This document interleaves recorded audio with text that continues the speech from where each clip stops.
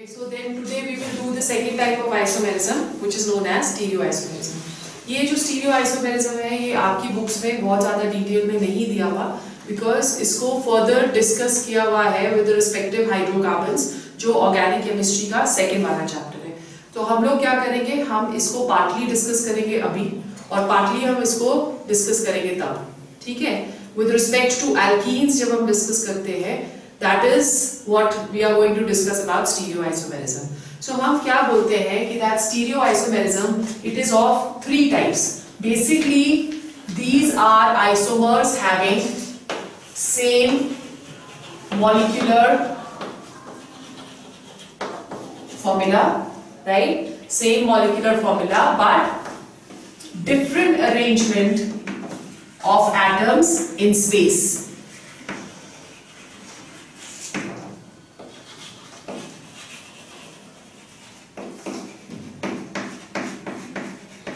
ठीक है, so it has different arrangement of atoms in space.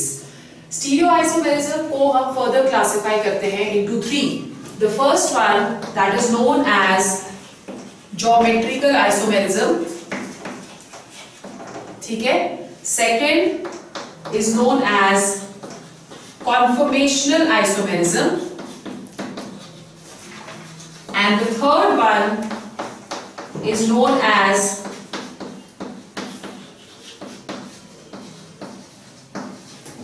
optical isomerism.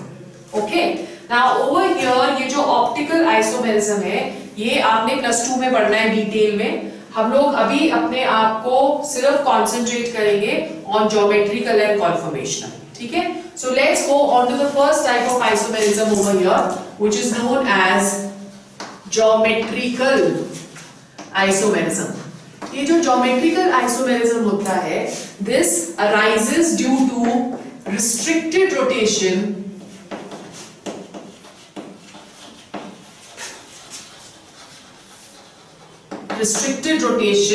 about carbon-carbon double bond. ठीक है?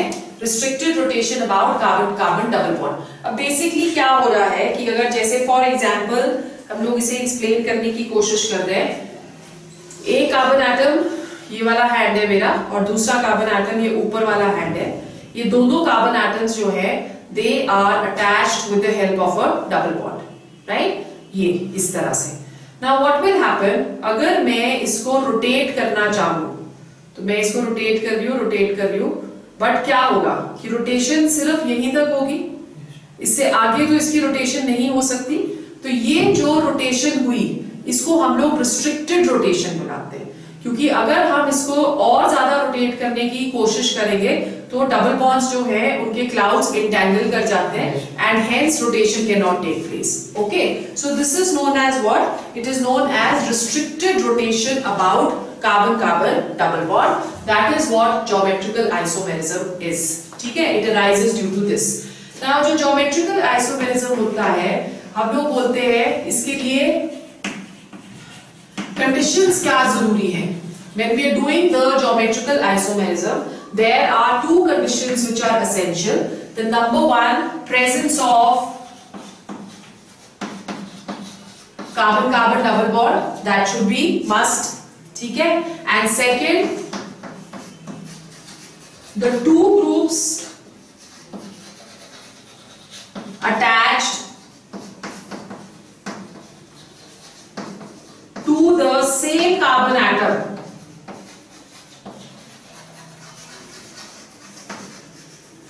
should be different.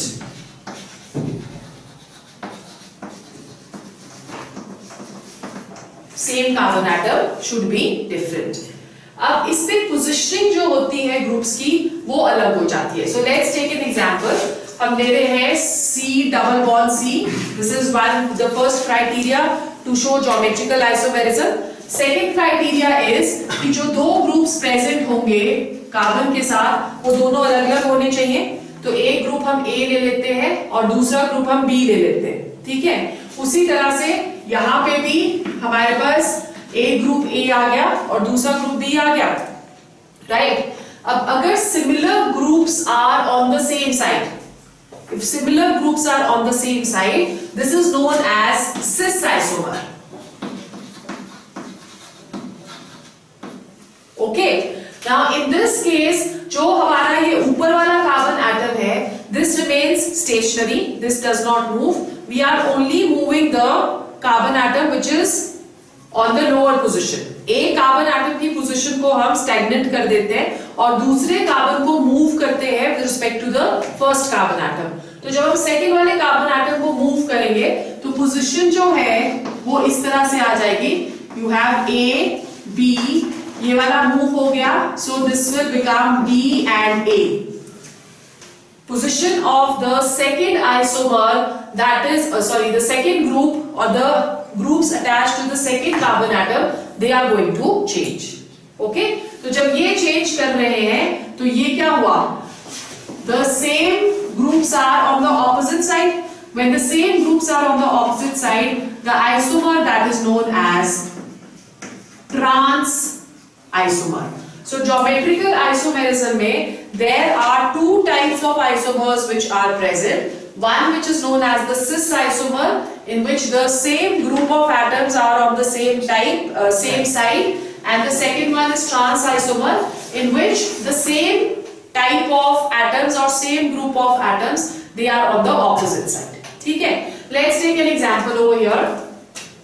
हम ले रहे हैं, we are taking OH, OH, CH3 and CH3. IUPAC name पहले इसका लिखते हैं. So we have carbon atom number 1, 2, 3 and 4. 4 carbons are present. तो root word आ गया but.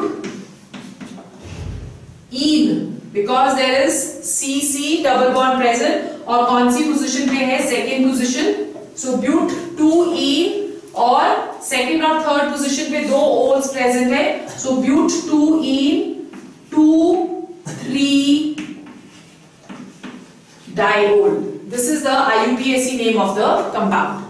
ठीक है, अब जब हम लोग ज्योमेट्रिकल आइसोमर्स का IUPAC लिखते हैं, if the same groups are on the same side, then this will be known as what? It will be known as cis but 2ene 2,3 diol. Okay, अब हमने क्या किया? हमने नीचे वाले ग्रुप को या नीचे वाले कार्बन को रोटेट करा है. सो जब हम नीचे वाले कार्बन को रोटेट करेंगे तो हमारे पास जो इसका आइसोमर बनेगा, that is going to be this IUPAC name, that is not going to change, it will remain the same, that is but 2ene 2,3 diol, right? But यहां पे हम cis की जगह क्या लगा देंगे? Trans. So the second compound, that is trans but 2ene 2,3 diol. In a similar manner, let's take another example. एक simple सा example लेते हैं. Let's see whether butene जो है but 2ene, क्या ये geometrical isomerism शो करती है? तो but 2ene जो है उसका स्ट्रक्चर क्या होगा?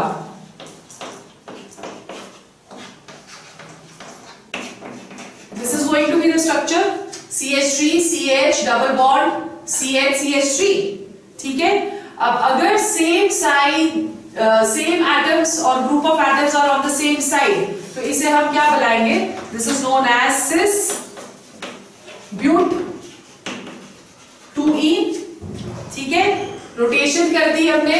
तो जब हम रोटेट कर रहे हैं तो हमारे पास CH3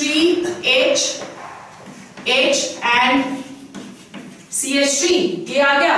So this is going to be what? Trans but 2ene. So this shows that but 2ene shows geometrical isomerism. उसी तरह से हम but 1ene का एग्जांपल लेके देखते हैं. but 1ene. So what is going to be but 1ene? CH2 double bond CH. पहले इस तरह से आप इसको ड्रॉ कर लो if you find it difficult to draw the structure otherwise. Okay, so जब हम यहाँ पे ड्रॉ कर रहे हैं तो आप देख रहे हो इस स्ट्रक्चर को ऐसे कैसे बनाना है, ये आपने सीखना है, क्योंकि आपको सिर्फ इतने सिंपल कंपाउंड्स का ज्योमेट्रिकल आइसोमेरिज्म इसी साल तक सीमित है, नेक्स्ट ईयर आपको बड़े कंपाउंड्स का ज्योमेट्रिकल आइसोमेरिज्म एनालाइज करना पड़ेगा, ठीक है। सो हमने इस स्ट्रक्चर को ऐसे बनाना है, तो ये जो C डबल बॉन्ड C है इसको हम ले आते हैं इस तरह से, राइट। ये वाला जो C है इसके साथ 2 हाइड्रोजन ग्रुप्स अटैच्ड है, ठीक है, और ये वाला जो C है इसके साथ एक H अटैच्ड है, और दूसरा जो है that is CH2 CH3 attached. Now does this show geometrical isomerism? It will not show. Why? Because the atoms attached to the same carbon atom, they are not different. दोनों same है ना, तो हमारा क्राइटेरिया क्या है कि the two groups attached to the same carbon atom should be different. Only then will it show geometrical isomerism. तो जो but 1ene है ये geometrical isomerism show नहीं करता, ठीक है। Now let's take the example of pent2ene. So we are taking the example of pent2ene. So पहले अपना normal structure draw कर लेते हैं। pent2ene is going to be CH3, CH2, CH, double bond, CH, CH3. This is pent2ene. 1, 2, 3, 4, 5. Okay, अब इसका हम लोग geometrical isomerism show करने के लिए स्ट्रक्चर शो करेंगे। तो ये वाले जो दोनों कार्बन एटम्स हैं उनको हमने लेना है, इस वाले कार्बन एटम के साथ एक हाइड्रोजन अटैच्ड है और दूसरा क्या अटैच्ड है, CH2 CH3, ठीक है। उसी तरह से इसके साथ भी एक हाइड्रोजन अटैच्ड है और दूसरा क्या अटैच्ड है, CH3। So will this show geometrical isomerism? It will show. Why? Because इसमें इस वाले कार्बन एटम के साथ भी जो दोनों ग्रुप्स अटैच्ड हैं वो डिफरेंट है, और इस वाले के साथ भी जो अटैच्ड है वो डिफरेंट है, ठीक है। अब this is an alkyl group, this is also an alkyl group. जब दोनों एल्काइल ग्रुप सिमिलर साइड पे आ गए तो ये क्या बन जाएगा, सिस, ठीक है। और अगर हम रोटेशन इसकी करेंगे तो हाइड्रोजन जो है वो ऑपोजिट साइड पे हो जाएगा, तो then that will be known as trans.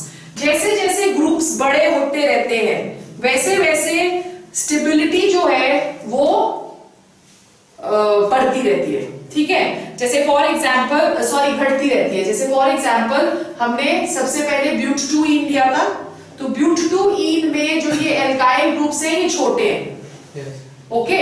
तो अगर एल्काइल ग्रुप्स छोटे होंगे तो स्टेबिलिटी जो है वो ज्यादा होगी, ओके। फिर उसके बाद जब हमारे पास नेक्स्ट में आ गया CH3, CH2 और CH3, तो उसमें एक एल्काइल ग्रुप बढ़ गया ना। तो अगर एल्काइल ग्रुप हमारा बड़ा हो गया तो स्टेबिलिटी कम हो गई। अब एक एग्जांपल हम हेक्सीन का ले लेते हैं, हेक्स2ene। हेक्स2ene का क्या होगा, structure is going to be what, या हेक्स3ene लो to show a symmetrical structure. Let's take the example of hex3ene. So you have 1, 2, 3, 4, 5 and 6. 6 carbon atoms hex में, right? तो 3ene means 1, 2, 3. Third position पे double bond present है, and we have फिर valencies पूरी कर लो, CH2, CH, CH, CH2 and CH3. This is going to be hex3ene. अगर इसका हम स्ट्रक्चर बनाएं टू शो ज्योमेट्रिकल आइसोमेरिज्म, ये वाला C डबल बॉन्ड C लेंगे हम। सो इसके साथ एक H अटैच्ड है और दूसरा क्या अटैच्ड है, CH2 CH3, ठीक है। और इस वाले कार्बन एटम के साथ भी एक H अटैच्ड है और एक क्या आ गया, CH2 and CH3। तो अगर आप पेंटीन के साथ इसको कंपेयर करो तो आप देख रहे हो कि यहाँ पे जो एल्काइल ग्रुप है वो और भी बड़ा हो जाता है। तो अगर एल्काइल ग्रुप और बड़ा हो गया तो stability is going to be less, right. So pent2ene is less stable than but2ene and hex3ene is less stable than pent2ene. So सबसे ज्यादा स्टेबल यहाँ पे कौन सा होगा,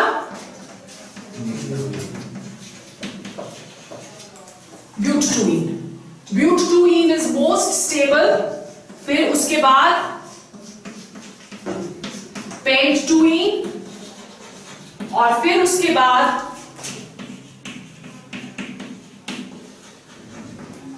HGA. Is it clear? So this is going to be the order of stability. अब basically ऐसा क्यों हो रहा है, क्योंकि जैसे जैसे ग्रुप्स बड़े होते रहते हैं तो हम एक इफेक्ट को एक्सप्लेन करते हैं which is known as steric hindrance. Okay, which is known as steric hindrance. Steric hindrance का मतलब क्या हुआ कि जो बड़े ग्रुप्स होते हैं वो रोटेशन में हिंड्रेंस या ऑब्स्ट्रक्शन उसको मतलब अप्लाई करते हैं, तो ड्यू टू दैट ऑब्स्ट्रक्शन जो स्टेबिलिटी है वो कम होती चली जा रही है. ओके, रिपल्शन हो जाएगी ना, जितने बड़े ग्रुप्स होंगे उतनी ज्यादा रिपल्शन होगी. तो अगर रिपल्शन हो रही है या स्टेरिक हिंड्रेंस हो रही है तो stability that is going to decrease. So this is known as geometrical isomerism. Partly I have done over here, partly we will do when we will go to alkenes. The second type of isomerism which we are going to discuss, that is conformational isomerism. Second type of isomerism जो कि हम discuss करेंगे stereoisomerism के अंदर ही, that is known as conformational isomerism. Conformational isomerism. What do we understand by conformational isomerism? जैसे geometrical isomerism में हमने किया कि वो exist करता है in C double bond C, right? So इसका मतलब कि जो geometrical isomerism है वो exist करेगा alkenes में. उसी तरह से जो conformational isomerism exist करता है वो exist करता है single bond C में. Okay, so conformational isomerism that is going to exist in alkanes. Conformational isomerism exists due to free rotation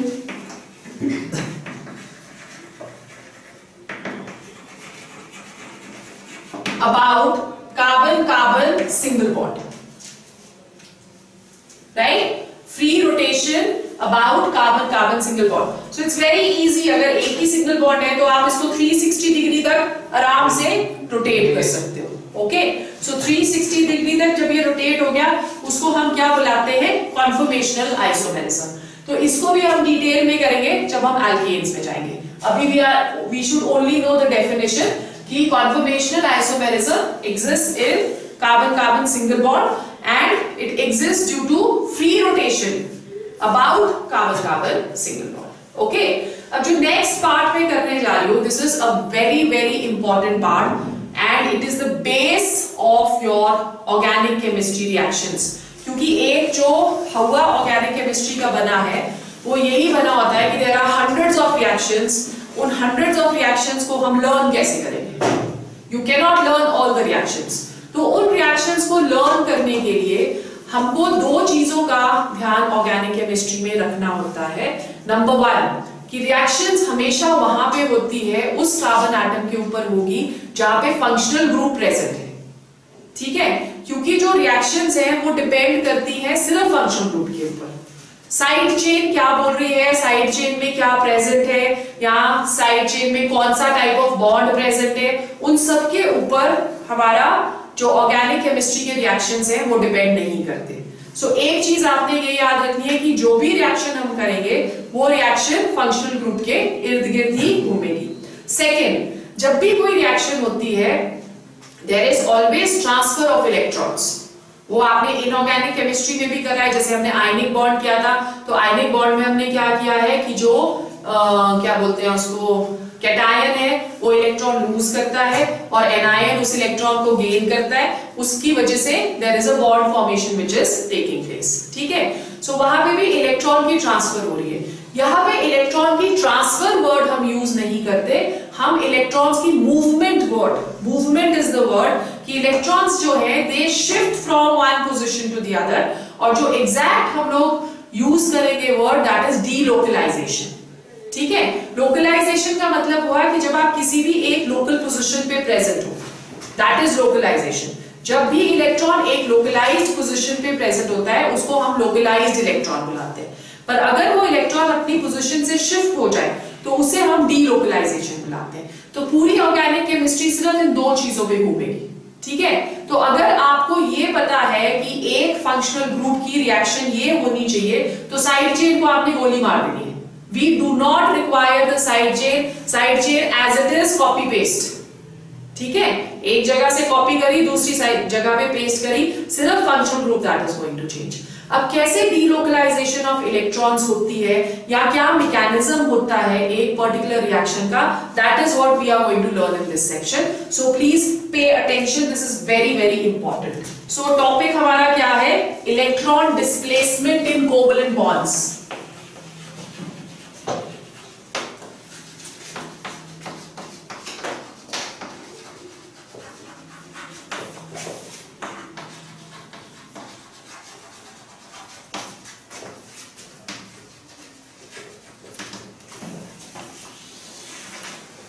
Electron displacement in covalent bonds.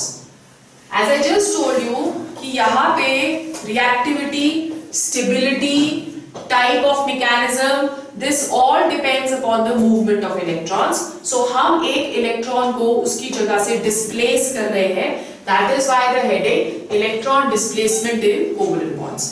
Because we know कि जितने भी organic compounds हैं उसमें सिर्फ covalent bonds present हैं. There are no ionic bonds present. Sharing of electrons is going to take place because carbon is one of the major elements in all the organic compounds.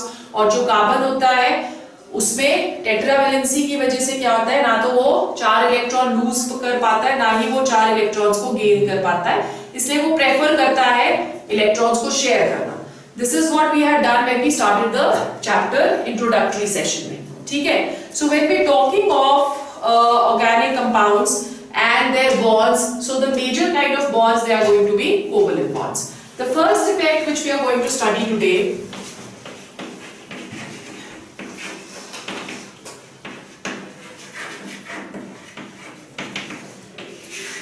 that is known as inductive effect. Okay, the first effect ये आपको classes में बहुत अच्छे से नहीं कराया जाता है, इसीलिए सबको ऑर्गेनिक केमिस्ट्री जो है वो बहुत ज्यादा डिफिकल्ट लगती है।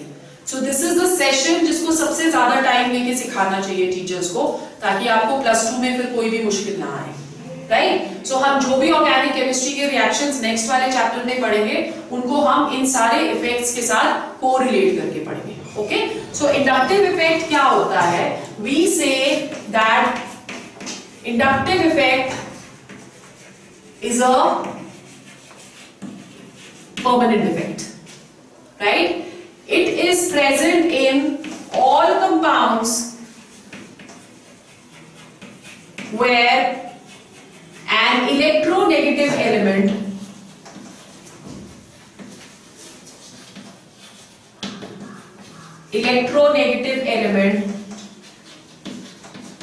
is attached to the carbon chain.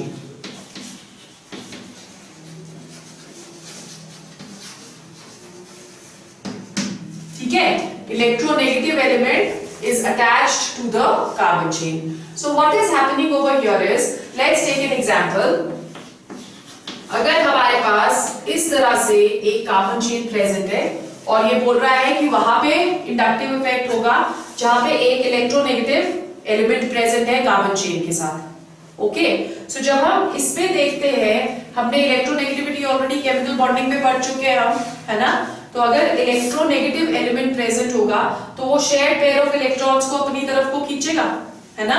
सो ये क्या करता है, ये शेयर्ड पेयर ऑफ इलेक्ट्रॉन्स को अपनी तरफ को अट्रैक्ट करता है, राइट? ये कोऑर्डिनेट बॉन्ड नहीं है प्लीज, ये मैं सिर्फ आपको एक्सप्लेन करने के लिए शो कर रही हूं कि the electron pairs they are attracted towards the more electronegative carbon chlorine atom, as a result of which this gets a slight positive charge.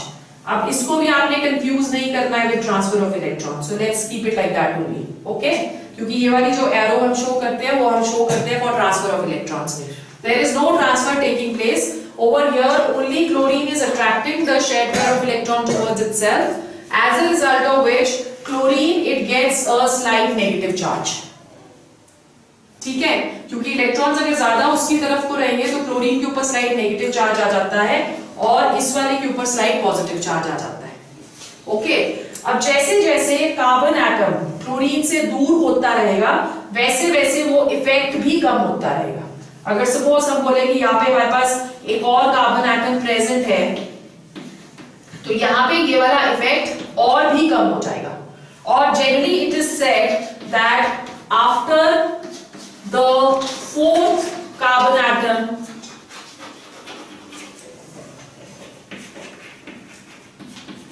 the effect may be taken as 0.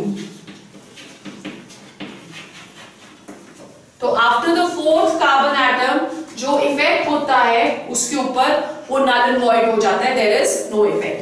So this is known as what? This is known as the inductive effect. So if you want to write down the definition, you can write down the process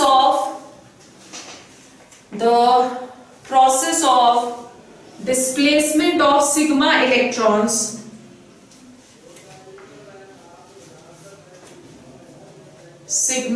electrons towards the saturated carbon chain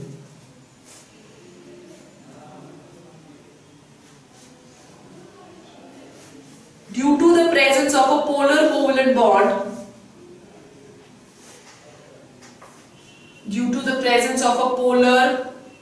covalent bond, at the end of the chain,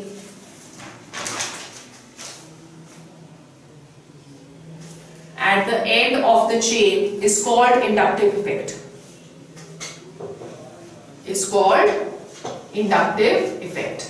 और इस effect को हम क्या बुलाते हैं?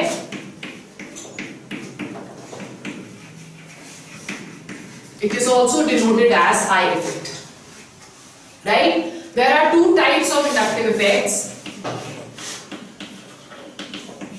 The first one is positive eye effect, positive inductive effect, right? Positive inductive effect जो है that arises due to electron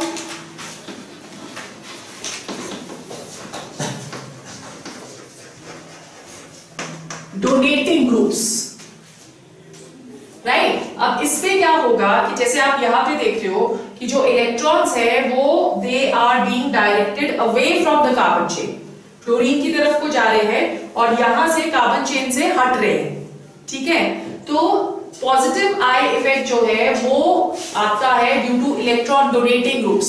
what is electron donating groups? Which have a tendency to donate electrons to the carbon chain, right? So in this case, displacement of electrons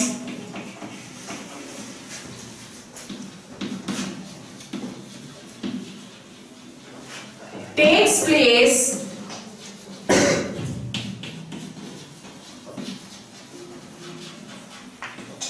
towards the carbon chain.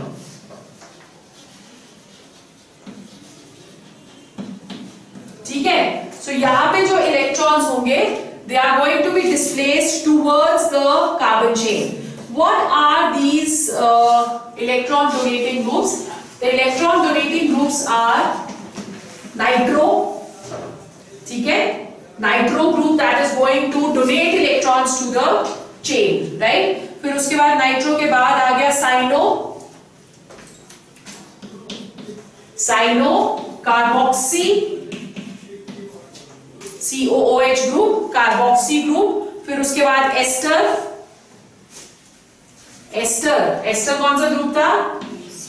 COOR, ठीक है? And even for that matter अगर हम लोग बोले तो हमारा phenoxy group कौन सा होता है?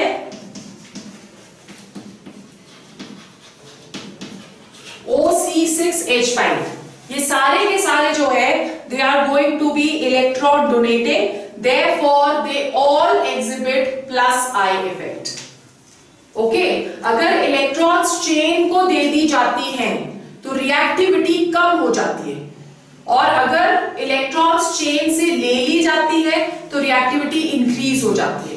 तो जितने भी ग्रुप्स होंगे जिनके साथ ये वाले ग्रुप्स लगे हुए हैं ये अपने इलेक्ट्रॉन्स डोनेट कर देते हैं to the carbon chain, as a result of which quite possible the reactivity of the compound may decrease. The second type of effect which we have, that is known as the minus I effect.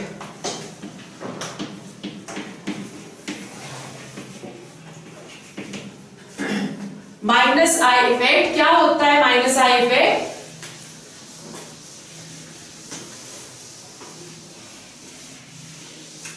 it is that effect in which the displacement of electrons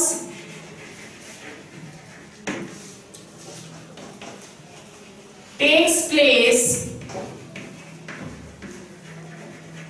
away from the carbon chain.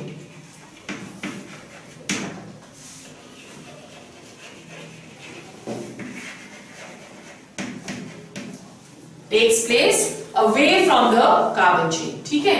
So अगर away from the carbon chain होगा तो इसका मतलब जितने भी electron withdrawing groups हैं,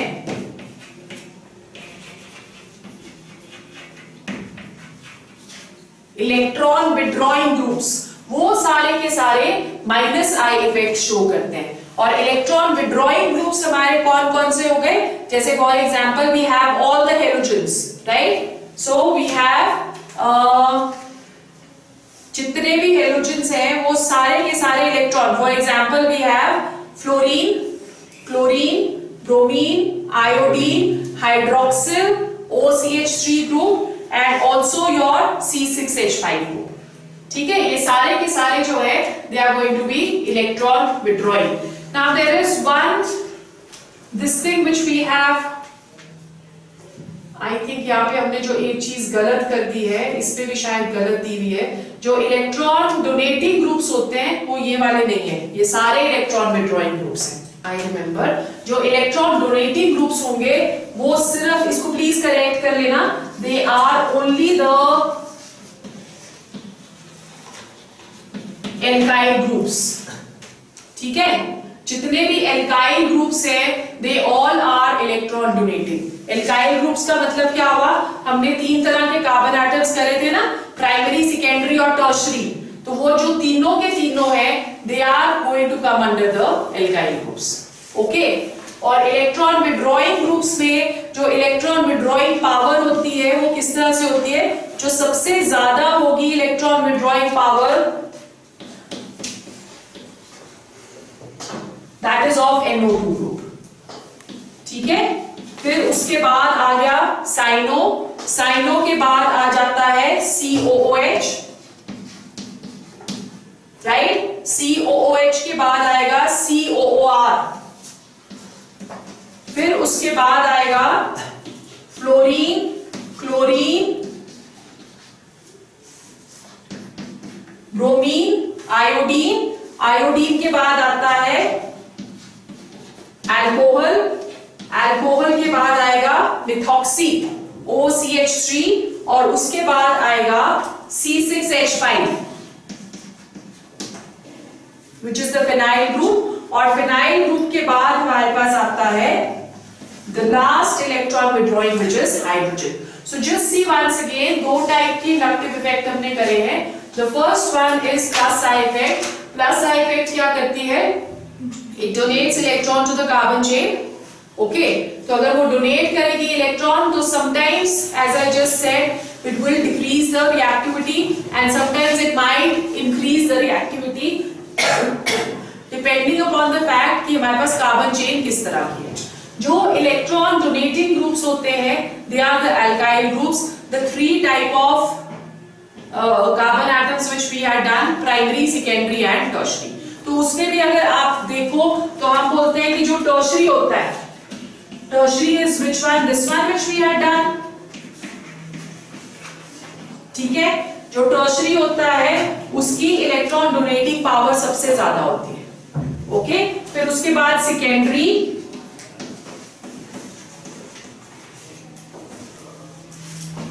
this is secondary, और फिर उसके बाद प्राइमरी। ठीक है, सो this is the electron donating power. फिर उसके बाद हमारे पास आ गया Second type of effect which is known as minus I effect. Minus I effect कब होता है? When the displacement of electrons takes place away from the carbon chain. Okay? Electron withdrawing group से वाला जो इफेक्ट है उसको लाते हैं, जैसे सबसे ज्यादा नाइट्रोल आएगा, फिर साइनो, फिर COOH, फिर COOR, फिर fluorine, chlorine, bromine, iodine, hydroxy and OCH3. Clear हो गया? So today we will do only till here.